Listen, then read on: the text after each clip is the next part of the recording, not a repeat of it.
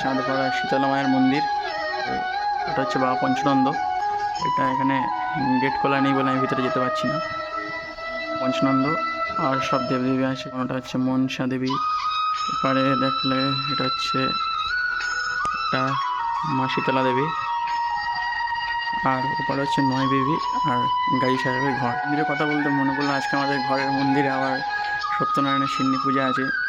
আমার মা জোগাড় করছে, চলো তোমাদের সেখানে নিয়ে যাই। বন্ধুরা, আমার চাষের মাল, কি দারুণ গাছ, সেমনি গাছে ফল, না দেখলে পরে বুঝতেই পারবেন না আপনারা। আজ আমাদের বাড়িতে সত্যনারায়ণের সিন্নি পূজা হবে, তাই মা সিন্নি মাখাচ্ছে। ওপারে এই ফল কেটে সাজানো আছে, আর সত্যনারায়ণ সিন্নি হচ্ছে, যে সিন্নি সাজানো হচ্ছে নারকেল কুচি দিয়ে। কিশমিশ যাচ্ছে, তাই তো?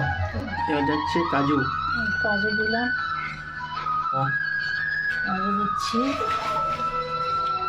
এরকম জোগাড় হয়ে গেছে, এবার ঠাকুরের কাছে নিবেদন করে দেবো। বন্ধুরা, এটা হচ্ছে আমাদের তুলসী আমাদের ঘরের তুলসী মচ্ছপ। দেখতে পাচ্ছি তুলসী হয়ে আছে, তুলসী গাছ হয়ে আছে কত। আর তুলসী মচ্ছপের পরে গাছটা প্রচুর বড় হয়। মানে ধুনে জ্বালানো হচ্ছে, ধুনে দেওয়া হচ্ছে, ধুনে চিতে ধুনে দেবো।